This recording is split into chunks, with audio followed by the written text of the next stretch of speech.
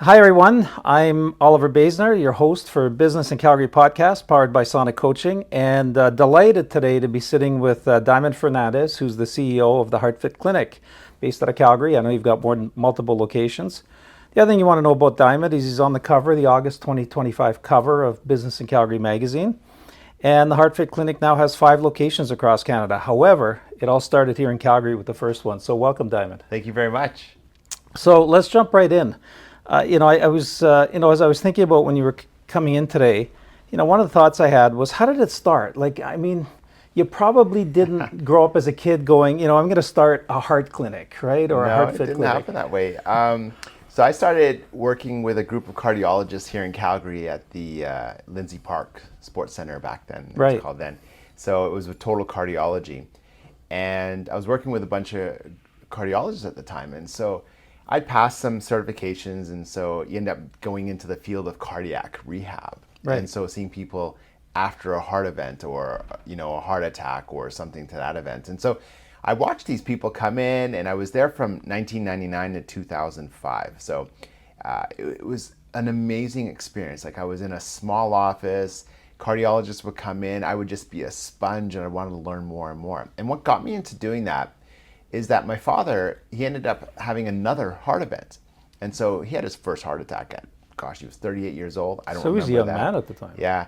42 years old, I do remember, because he ended up having bypass surgery. And I was only grade 9 I was at the time. And I was driving back, I was at a school north of Edmonton, and my mom came to pick me up in Edmonton by herself in a snowstorm. And or it was snowing on the way back home, and I'm like, Mom, like, good thing you got me coming back. But Yeah. And it was a crazy snowstorm. Now, she's a pharmaceutical sales rep, and she was all over the, Right. so she was used to driving that way. But anyway, we made it back home. But instead of coming home, we actually stopped in the hospital, and I found out that my dad just had a bypass surgery. And so, Right. Anyway, that was when I was in grade 9. But anyway, bypass surgeries, heart stents, they're not cures. And people think, oh, I'm all fixed up. And so, fast forward a number of years later, and my dad had ended up having another heart event. And I'm like, I remember the cardiologist telling me, look, we're going to send him to cardiac rehab. And I said, okay, well, I want to learn a lot more about this. And that was in, I want to say, 98, somewhere in that range. And so I ended up getting a job with Total Cardiology in 99. So I saw how they were treating, it was public healthcare, right? And it was, I saw how people were being treated, and I'm like, look, there's got to be a better way. We got to get into the prevention side of things. I'm seeing these people come back. Like, we got to do a better job. There's a lot more things that are happening here. And so I ended up, I thought of the idea of opening up my own center, because I proposed it to them in a way, and they're like, and it was kind of, you're kind of stuck in bureaucracy world in public healthcare. And I'm like, well, maybe I can do this on my own. And everyone thought I was crazy. Everyone thought I was crazy. And so I even thought, maybe I'm a little crazy. So one of the cardiologists ended up opening up a clinic in Dubai.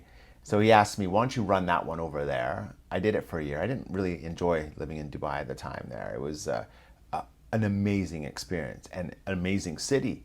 Like, it was a beautiful city. Absolutely beautiful city. But working there was just it was not the right atmosphere that I wanted to be in. And so I didn't like how people were treated. I didn't like there's a lot of things I didn't like. And so I came back home. Another cardiologist asked me to manage their program in Kelowna. So I managed that program in Kelowna. And then I said, okay, look, at some point I got to start. I have this vision. I want to do it on my own. So let's go do it. And I jumped 2 feet in. And from the business perspective, you're like, I'm the perfect technician. I know exactly what to do, how to do, all that part of it, but horrible at business. Like, horrible at business. And so I ended up learning the business of healthcare, and that was in 2007. So I started the Heartfit Clinic in 2007 in a small little room. So for those of my patients that remember us in a small room, that's where I started. I started in a small room in Calgary, and it's very humble beginnings. It's not like I had some big investment dollars to do that, but it was really humbling to see where I started from. And I had a bigger vision, and I reached it, but now I want to go even further. Like, now we're sitting here in 2025. I'm on the cover of this magazine, and it's very flattering, but I'm not done. I got so much more. I want to 10x or 20x from here. Like, it's really a fun thing to think about business, because once I started to learn that I had to change to become a better person at business, Right. that's where I did better at business. And at the end of the day, it was a business. Like I was trying to treat it like, a little bit of different public healthcare, and people were not quite ready in 2007 for a private healthcare business to come in. Oh, you got to charge, and so I struggled. Like 2007, 18 years to be an overnight success, right? So it's 18 years. So it was an overnight. I opened up my next clinic in 2018 just to show you that gap. Yeah. So it was. I remember. I'll never forget it, of course. And a good friend of mine till today is that. I obviously have helped lots of people, and I have a huge passion for helping people prevent and reverse heart disease. My knowledge in this field is just, I'm just a sponge still. Like 26 years later in being in this field, I'm still a sponge to learn more. What can you do? How can you do? Like there's better ways into treating heart disease. And so, I wrote my book in 2017, Beating Heart Disease. Right. And then I got my second book coming out. It's called Death of the Stress Test. Awesome. How's your dad doing today? He's doing well. Like obviously, he's a big inspiration for others when they see him in the clinic, and he's 70, 78, 79.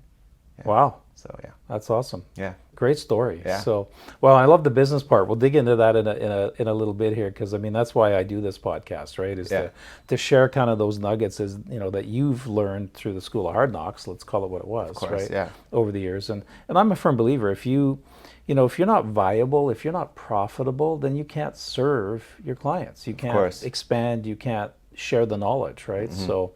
I'm glad you figured out the business piece so that we could sit here together. So, now, one of the things that you've been quoted as saying is that you want clients to live longer, healthier, and happier lives. And obviously, your father is a prime example of that, having had multiple heart attacks. Yeah. So, how does the Heartfit Clinic do that? How do you do that? We bridge a gap, and that's one of the simplest ways I can see it. And everyone. We're away from the days when I grew up. The doctor said, that was golden, right? Of course. Because that was like, you walk into an office and you're trying to get an answer for something, and doctor said. Well, guess what happened in the 2000s is that the internet exploded, and now, you can now search what does the doctor said, right? And so you can verify some of that. You can verify some of that, and it was like. And I remember, like, I got so many close personal friends that are physicians, and they're like, I'm not going to see any patients if they Google any of their conditions before they come and see me. Wow. And I'm like, that's such a silly thing to say. Like, now we have it at our fingertips. So now I can search what, Diamond's saying, anybody's saying about health or heart health, and we're at this place where, it's like we're in a instant level of knowledge. Absolutely. And you got to use people that are like myself, that understand the landscape of what's happening, so that people can live happier, healthier, and longer. And doctors are not taught that side of things. Right. So let me explain. Because if you go to your family doctor, they love you, and even if they're private, they might pay special attention to you, but the point is that they're confined to a box, meaning that they have to look at, cholesterol does not cause heart disease. And yes, your blood pressure will be taken care of, or diabetes, but when you come to the Heartfit Clinic, we want to find out why do you have these conditions? And more importantly, where your risk is. So now that private physician or your physician will be like, let me send you to the gold standard cardiologist, and he'll tell you where the risk is. Well, I've been going to cardiology conferences since 25 years now, and it's they don't learn prevention,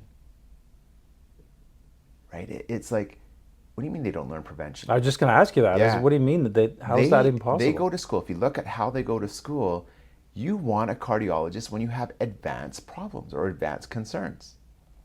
Right. And they're trained to, hey, if you have a plumbing problem, I've got plumbing tools. Yeah. If you have an electrical problem, well, I've got electrical tools. And if you have a structural problem, then I'll have structural tools. But if you're trying to prevent that, that's not their game. And if you're, more importantly, trying to secondarily prevent it, meaning you've had the concern, you've had the heart attack, or, some kind of structural repair or electrical AFib that's been taken out, they don't do a good job at trying to prevent it. And the medications are their way of prevention. And so it's not that they don't love you, it's just that they don't get into the root as to why you ended up having that problem. And so what I learned over the years, and it was some really great mentors of mine, is that the artery has been treated to be like a pipe. It's not a pipe, it's a muscle. And you can feel it expand and contract in different spots in the body. And all of these arteries expand and contract, and when they get diseased, it's not a cholesterol accumulation, which is where we've been taught. Yes. Right? It came out, it started with watch your cholesterol, yeah, right? Watch your cholesterol. And that happened in the 70s. They opened up a cadaver diseased artery and they found fat and cholesterol. And that's where you heard, a few years later, stay away from cholesterol and fat. It's clogging our arteries. So that's where the bacon and the eggs and butter, all that butter, stuff. margarine, all that, it's like, have margarine, it's safer for you. Well, no, that's processed stuff. And so Right. It's like we've been fed a wrong narrative, and I feel it's a little bit geared from a pharmaceutical perspective. Now, I'm not trying to say pharmaceuticals are bad. Right. I'm just trying to say it was pushed from that narrative, and it was like, okay, well, I have the solution, and we're seeing more heart attacks now than ever. And so when you talk about live happier, healthier, longer, it's about understanding the root causes to where heart disease is and what you have to do to prevent it. It's about understanding the biology of the artery wall. Interesting. Well, and as you know, I had a little bit of a scare about a year ago because I came to see you at the clinic here in Calgary, and after 14 hours sitting in emergency with chest pains, I was like, okay, well, they gave me a clean bill of health, but what does that really mean? And so I thought, well, you know what, Heartfit Clinic, I'm going to come see you, and went through the tests, and had that peace of mind because your tests seemed, there was just more going on, more robust, more in depth on what you were checking for, right? Yeah. Versus, had some blood taken, and they checked for some enzymes in the blood and said, okay, well, you haven't had a heart event, and away I went. But I had chest pain. What caused that, right? And so coming to you gave me some answers. And I remember when you explained to me that the arteries are not a pipe. It was like, what? That's what we've been taught, right? Cholesterol, blocks the arteries, they're pipes. Clogs up. Yeah. Last piece of cholesterol clogs. It doesn't happen that way at all. No. So this is where, when you talk about how we help people live happier, healthier, longer, it's about understanding the biology of the artery wall. Yeah. Well beyond the cholesterol. Absolutely. And our narrative is still stuck a few decades away. Like we're still living 4 decades in the past with cholesterol causes heart disease. And then more importantly, we're still living 5 decades in the past with cardiology. We're still doing stress tests. And that's why my next book is called Death of the Stress Test, because it's the wrong tool to use to prevent a heart attack or see where your risk is of a heart attack. So why do you say that? Because that's exactly where they set me after the hospital, Yeah. right? Was okay, go set, they set me up for a stress test, right? And it's then a said waste of everything's our fine. healthcare system dollars. So if we want to talk business from that perspective, what a waste of money that is. And I can show study after study, and some great cardiologists put some studies together, and it's like, what a waste of time that is. But we're still stuck 4 or 5 decades in the past. Interesting. So how do medical doctors, how does the medical system view what you do? Do they accept it? Do they reject it? Do you get a lot of noise from them? I think there are a lot of doctors that are still stuck decades in the past and are still trying to hold on to a narrative that is not working today. Right. And those doctors that are, it might be slower to adopt. Right. But now, what we're doing is getting to become a standard of care in the US, in Singapore. When you pay big dollars to go down to Tony Robbins clinics and, like big high-end clinics, you don't need to do that. We're right here in Calgary. Yeah. Well, and you're paying in Canadian dollars. Yeah, you're paying in Canadian dollars. So, but I've learned from all these people as to what is the best thing to have longevity for your heart health. To look at the artery and understand that there's a functional medicine approach to treating and preventing and reversing cardiovascular disease. Right. And a lot of doctors are slow to adopt that because they don't teach that in med school. They don't teach that in cardiology school. So it's there are doctors like, so we've got so many great interviews. We've got so many great interviews with other physicians that understand the gaps in the healthcare system. They understand what's going on. So for me, it's not about focusing on the people that are the naysayers. Trust me, I've been in this business for a long time, and there are a lot of people that tried to put me down. Right. And when you talk about from the business perspective, I think what makes me where I am today is resilience. You know, that if you ask one word, that would be it. And I'm that type of person. I'm a very resilient person. I will find answers for you. I will look well beyond what's going on. And I won't, like, there are so many physicians that I can think of in the past, even people that I used to work with that are Right. like, you're wrong. And I'm like, that's okay. You do you, I do me. Right. And I've got literature to back me up. It's not like I'm in a hocus pocus world. There's a lot of evidence to show what I'm talking about and how we prevent or reverse heart disease. It's just not available to us in the healthcare system. Right. I remember last year you spent quite a bit of time in your office going through some of that research with me. Yeah. Right. I was fascinated, with all the things that I learned that should be common knowledge in my mind, right? Yeah. But it's not. So, what trends are you seeing right now in that whole cardiovascular health area? I mean, you're on the cutting edge of everything that you do. So what are you seeing for trends? Or, are you even ages? Are you seeing younger people, older? Like what's the trends? That you're I seeing? think we're seeing a lot more younger people with cardiovascular disease. Obviously, older people are getting it too, but gosh, I'm getting a lot more 30-year-olds What do you think that with is? heart disease. That's scary. It is. Yeah, it's hard to say exactly what it is. I mean, since COVID, I think there's been I'm seeing a lot more younger people with issues. And so it's, imagine putting the world in a pandemic and asking you not to go to work and shut the world down. I think that caused a lot of stress and, put people into a position where, unfortunately, heart disease is poking its head out a little bit earlier for some people. And so when I talk about trends, this is where the Heartfit Clinic is really focusing on using AI in the right spots. We've got really great AI testing.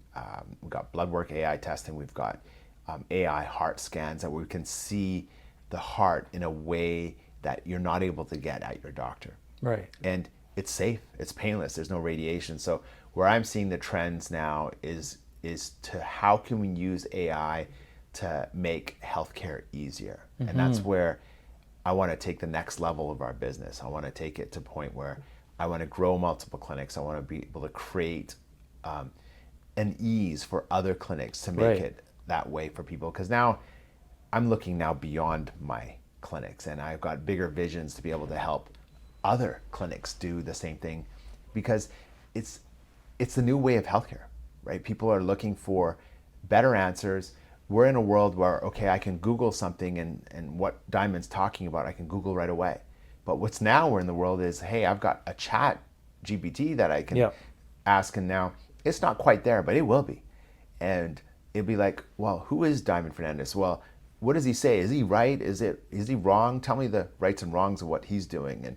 And you'll find out right away. Yeah. Like there's no guesswork anymore. There's no long research in the library. I remember studying and I had like all these textbooks trying to learn ECGs up. I remember I should have taken a picture of it, but it was, film days now. But it's not digital. But the point is, you have all these textbooks out, and I was at the medical library trying to learn cardiac health, and it was like, I remember like 20 books open on ECGs and trying to learn that. And now, anyway, it's instant for us. Wow. Right?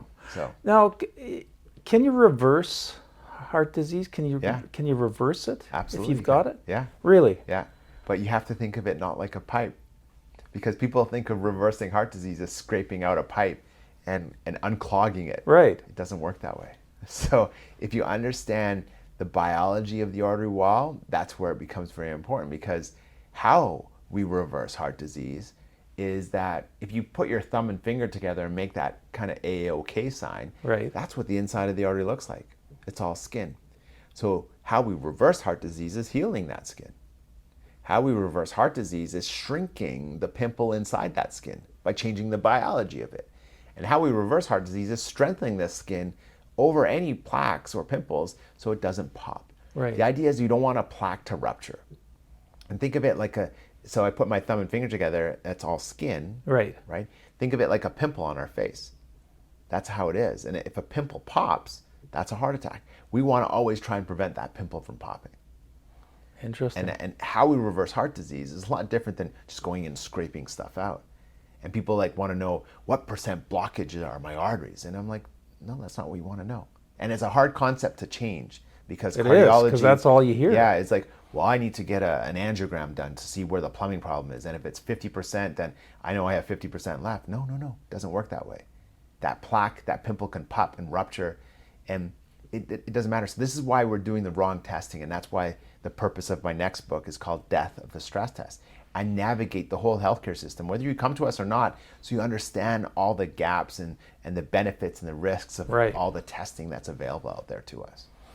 So interesting. When's the book coming out? I can't wait. Yeah, we're having it pretty soon here. So, awesome. Yeah, great. It just went to the editor for my last edits, and so once that's done, then it's really quick sailing. So it just gets printed and binded, and I should have awesome. Yeah, within weeks. Oh, I want my autographed copy, so absolutely. I'll come buy that from you as soon as it's available. Yeah. So we'll have a big event when we'll have some events here in the fall talking about that for sure. Nice. So let's talk about the business a little bit, because you said you weren't a great business person in the beginning. You had to learn how to be the business person, and we've got listeners who are probably right now listening, going, okay, I've got this idea, I've got this business. Maybe it's not as profitable as I want. Maybe it's not profitable at all, right? And so, what do you wish someone would have told you at the start of the journey? What would be helpful for that person thinking about business, thinking about starting something, or just getting started? I think it's there are so many things I wish people would have told me, but I think what I've learned to enjoy is the process. Right. And so I don't know if there's one thing that would have changed it. There's still a process that you need to go through to understand that. Because when you go and you get your MBA, right, and you find out, okay, well, I got my MBA and I'm good now. Yeah. And that's not true either, because there are certain things that our brain is bringing in to see what's happening. Right. I think there are so many things that are important for business, and I categorize it in a few different pillars. And I think cash becomes a very important one, right? Because I'm not an accountant, I'm not a bookkeeper. Like in fact, I detest that side of things, but I love numbers. Right. Like I find it tedious. Like I'm really good at it, but it's kind of when you do a decision matrix on things. I'm really good at it, but I really hate it. That's like me. I mean, with my clients, for instance, right? I love looking at their financial statements, but don't ask me to put the little numbers into the boxes on the computer. Yeah, right? I hate that stuff. But the point is that then you ignore it. But cash becomes very important. So it's important to know your numbers, know your metrics, know, hey, if I'm going to invest in something, what's my expected return? Am I meeting those targets? Am I meeting those key performance indicators that are cash related? I think that becomes very important. When you look at other things that I wish, like that's a big pillar. And I can go off on probably hours just talking about, how do we manage cash, right, and where projections are and all that part of it. I think that would be very valuable for me. I think that would have been nice for someone to say, look, know your numbers, know what's happening, know what's going on. And I didn't at the beginning. I had this wishful pie thinking, and it's like, no, then make these indicators, like understand what these metrics are to reach your goal. I think that, gosh, I can go off on that pillar, but that is important. I think, when you talk about from the marketing arm, right, there's so many things that can come from that aspect of it as well. I mean, I again have great mentors in that pillar where they've showed me how to and what to, and to be able to be a little bit more, I think, again, you just have to go through the process of it, right? It's like, I got on the cover of a magazine 18 years later after being in business. Like it's not, and it's not to say that's the only thing and that's the pinnacle. That's not the point. The point is that there are just steps along the way to be able to understand what you have and what you can do. I wasted a lot of my time in the beginning trying to convince doctors to refer to me. And I think that's where I was like, I went door to door to every doctor, and every doctor's like, well, is it covered? Is it, and I'm like, no, it's not covered, but this is an investment to understand people's health. In your health, yeah. And doctors would close their doors. I remember doctors were yelling at me, and I'm like, and I had to hold my cool because I didn't want to yell back. I'm a business owner, right? I gotta be able to be, I gotta show up well. And so I just took it on the chin and I just put that in the, I call it, put it in my fuel tank. Yeah. And that was just gas in my fuel tank to just go a little bit harder and keep me more resilient to find out what is the better way. And it wasn't until I was on a chairlift with a bunch of doctors, and they're like, Diamond, you look, you're trying to go to these doctors, and you said, forget them. Like, we're too busy. We don't care about you. And these are close friends of mine. They're like, we don't care about you. It's like we do, but it's like we're so busy. We don't. No time. We don't have time for telling the patient to go here. We just want them to take their meds, and we'll see them when the next time we see them, right? And that's not healthcare. That's keeping someone stuck in a diseased care focus. And we were talking, and he goes, Diamond, just go right to the patient. Go right to the person. Go right to the person that you're looking for. And so this is where, that's great advice. And so that was really, really great advice that I got. I wished I got that before. I wasted so much time. I think I saw every physician in the city. And I was adamant to make this work. And not to say I didn't get any success, but it was like one in, like, it was not worth my time. Yeah, it was a tiny percentage, right? And so I went right to the patient, and that's where I started talking to that avatar that I'm looking at helping out. Like, that's where I realized, okay, well, stop trying to convince doctors to refer, because they're not going to, right? And not to say that they aren't now, they are, but it's a delayed response. It's like going right to the customer and going right to the avatar and finding out where they are, what they do. That's where it was figure really out helpful. your target, your true audience, right? And then I think for me is all about execution. Like, hey, at some point you got to move, right? You got to do, because actually I'll come before that is having a strategy becomes very important, and that strategy is ever changing, right? I always work on a one page, like 1 year, 5 year outlook, but I do it every 6 months, right? Because if I put it out there, but then I'm like, let's review this again in 6 months. So strategy becomes a very important thing as to how I'm going to look at those. People is another pillar. Like, gosh, I love all my staff. Like, we have such a great clinic, and all the staff just love and have a good passion for doing what we do, and they follow our core values. Like, we're trying to hit 1 million hearts in the next 10 years, and it's like, well, you got to have a good team behind you. Absolutely. And so, at the beginning, a team that cares. Yeah, a team that cares. And so, having that passion becomes very important. I love all of our team members. We do really, like, we enjoy hanging out together outside of work. Like, that's the type of people you want to have, right? And so, so people come into there, and strategy becomes into there, and then execution comes into there. It's like, okay, at some point you got to move, right? And I've made thousands of mistakes, but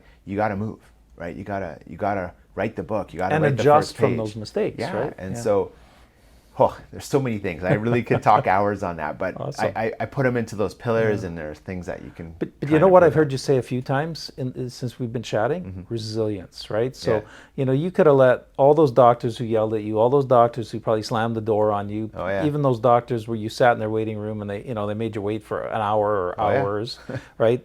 You could have given up, right? But you took that and used it as fuel to be resilient and to keep moving. Yeah, right? And that's what I'm hearing. I think and that's, I do that for anything, right? You just, if someone does anything bad to you, or you get cut off in traffic, it's not about you. It's not about you. It's about them. Yeah. So just put that, whatever that at some point you just got to let things go. But if someone says something and you get really, irritated about it or angry about it, or you can go to, like, when someone gives you any pressure of any sort, you have a choice of going two directions. You fold, or you put that in your tank and you use that for fuel later. Absolutely. It doesn't have to be activated now, but that fuel can be used for good. It doesn't have to be always used for me going, I don't know, I'm not a big guy, but me going out of my car and chasing a big guy and trying to beat the crap out of him, it doesn't make sense. Like, to me, it's about using the fuel for good. Like, hey, what more can I do with this? And I think that's,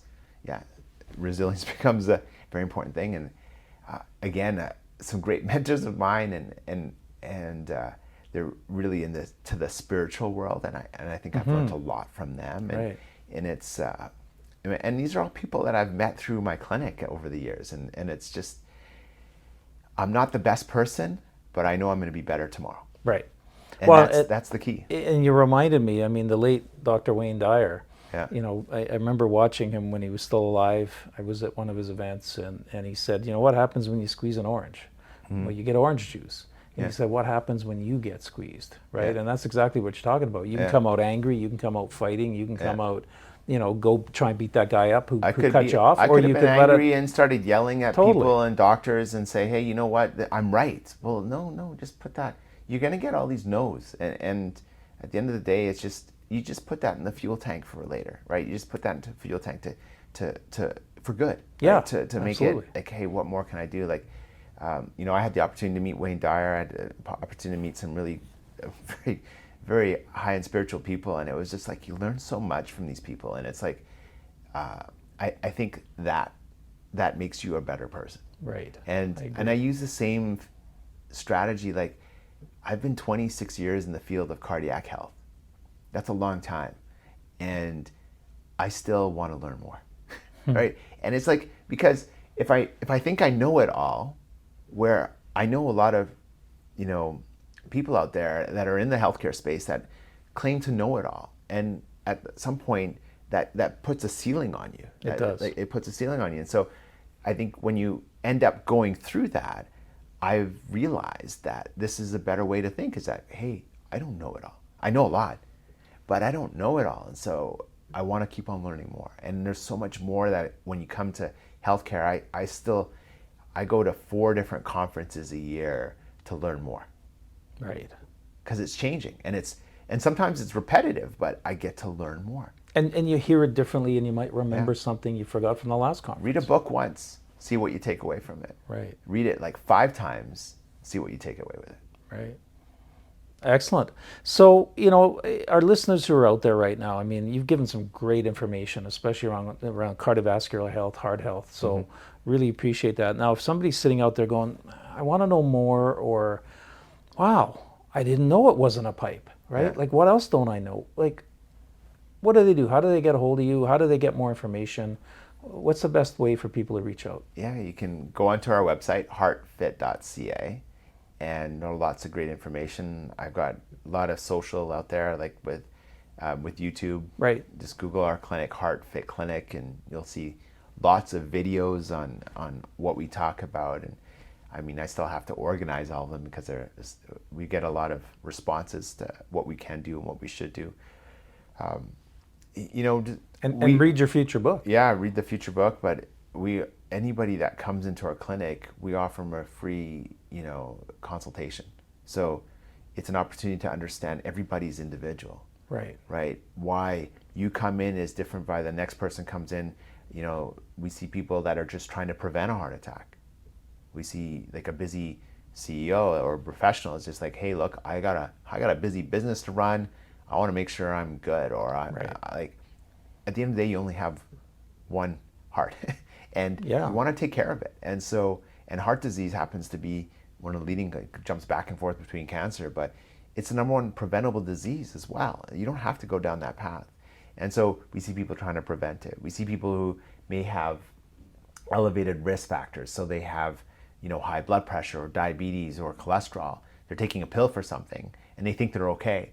And they might still not be okay. Like it's getting to, okay, well, getting away from the mindset that I think that these pills are gonna save my life, right? Because when you look at the data behind it, you can still take something and still end up with the problem that you're trying to prevent. So this is where we go into that. And then number of types of heart diseases, whether it be atrial fibrillation or heart disease like coronary artery disease, so heart attack, stroke, stents, bypass, and then structural problems. They may have had a valve repair or heart failure or something. So now we get a little bit more detailed with that person. And so each of those pillars of that we see, we take them through and individualize what they should understand about their health, so that they don't know that, hey, we don't know what we don't know, right? And it's just a free consultation. We share what we can do to help you out with different things. We've got very low expensive things costs because we go into corporations and we can assess the whole organization, but we don't want to do everything with everybody. So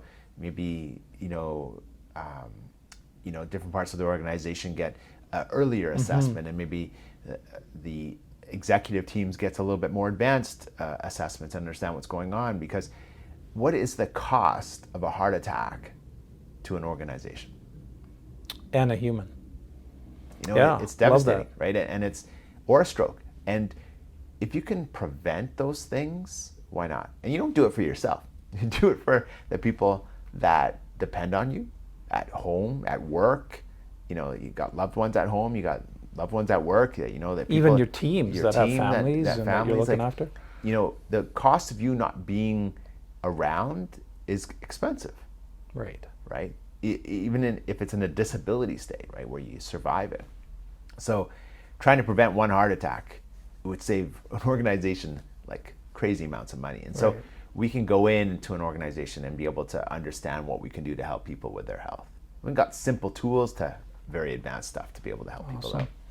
Well, thank you for, for all that information. And, and if you're listening, I mean, reach out, right? I mean, a free assessment, there's no risk, and I know there's no pressure because I've been there, right? So, and of course, like you said, there's lots of good information on your website, some great information on social media as well, because you're posting and you're and I know you're doing conferences and speaking all the time. So thank you for joining me today. Yeah. And you've been listening to the Business in Calgary podcast, powered by Sonic Coaching. I'm your host, Oliver Basner. I've been chatting with Diamond Fernandes, who's the founder, the CEO of the Heartfit Clinic, and I would say, just like you said, read that book more than once. This one's worth listening to more than once, folks. So, if you heard something of value, maybe you want to listen to this podcast again. So, and watch for our next podcast coming out in 2 weeks. Thanks, everyone.